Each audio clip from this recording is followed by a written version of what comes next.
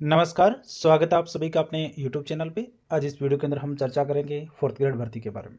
आप सभी ने कल से खूब सारे कमेंट और मैसेज मेरे पास किए हैं, किसी के पास पेपर नहीं है, किसी के पास मास्टर प्रश्न पेपर नहीं है और सबसे बड़ी समस्या जो पेपर पहचानने में आ रही है, कोड कैसे पता करें, ये पता नहीं है। तो इन तमाम चीज़ों पे हम चर्चा करने वाले हैं कि आपको किस प्रकार से इसका सॉल्यूशन निकालना है और अब क्या हो सकता है।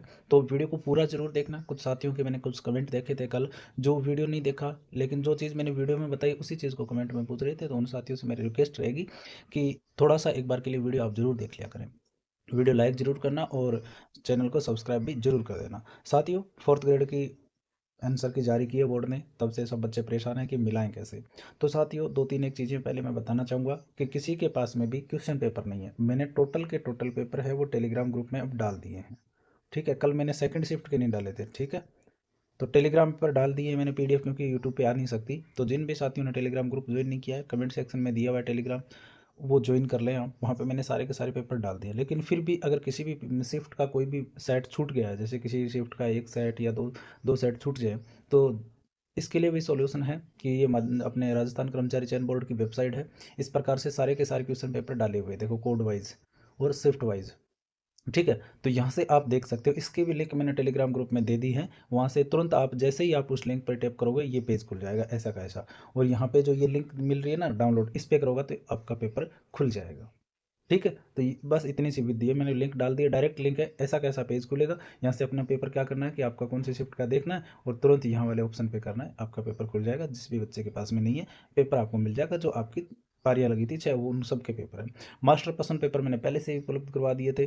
ठीक है? अपने टेलीग्राम ग्रुप में जो कल आंसर की जिस पेपर के आधार पर मिला नहीं, वो भी इसमें है और आंसर की भी है।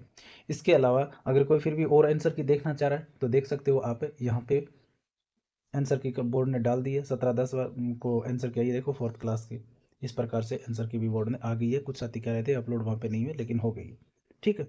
अब देखो साथियों, बात ये है कि ये टेलीग्राम ग्रुप है, इसको ज्वाइन करना है आपको। और इस प्रकार से मैंने सारे के सारे सेट डाल दिए। कल एक सेकंड शिफ्ट रह गई थी, उसके भी मैंने अब डाल दिए। ठीक है? और यहाँ पे देखो, देख सकते हो, ये लिंक भी डाल दी है। किसी को अगर अपना क्वेश्चन पेपर नहीं मिला है तो इस लिंक से डायरेक्ट जैसे ही आप यहाँ पे करोगे ना, तो आपसे वही पेज खुलेगा। उसी पेज पे आपको देखना है और आपको क्या कर लेना है, डाउनलोड करना है। एक तो ये समस्या आपकी हल हो जाएगी यहाँ पे। अब बात ये आती है कि ये कोड वगैरह पहचाने कैसे। देखो, कल मैंने टेलीग्राम पे डाला था कि भाई, जैसे 19 सितंबर की सुबह की पारी का कोड है DS22, दोपहर की पारी का A23Z, 20 सितंबर की सुबह 1XY2 और दोपहर का हम देखें तो DB29। ऐसे 21 सितंबर सुबह का देखें 56HH और दोपहर का JK1। इस प्रकार से कोड दिए हुए।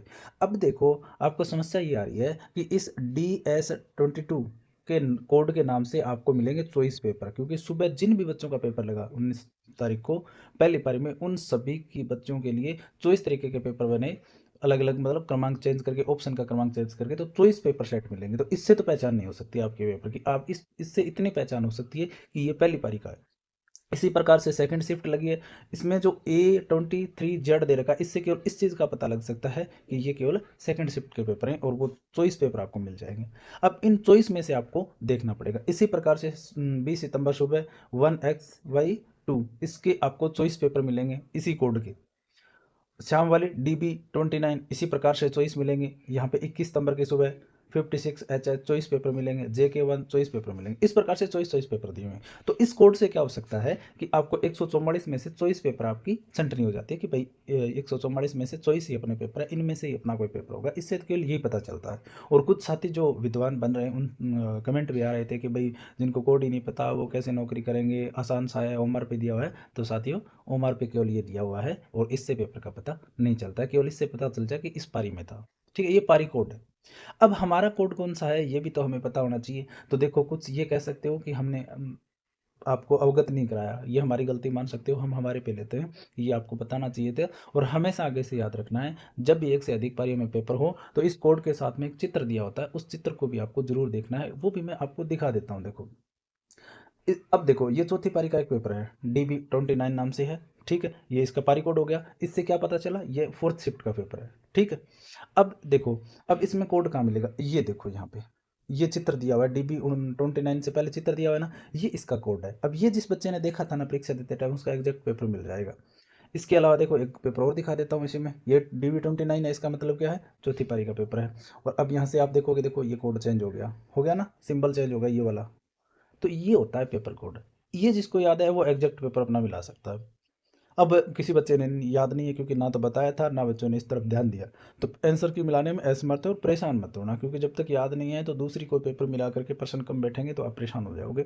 तो इस चीज़ को भी आप पे मत करना, ठीक है। तो कोड मैंने बता दिया, इसी प्रकार से अगर किसी को याद है तो ही कोड की कोशिश हो सकती है। एक तरीका और है थोड़ा सा, ठीक है, प्रॉपर वर्क करता है, लगभग करता है वर्क, ठीक है।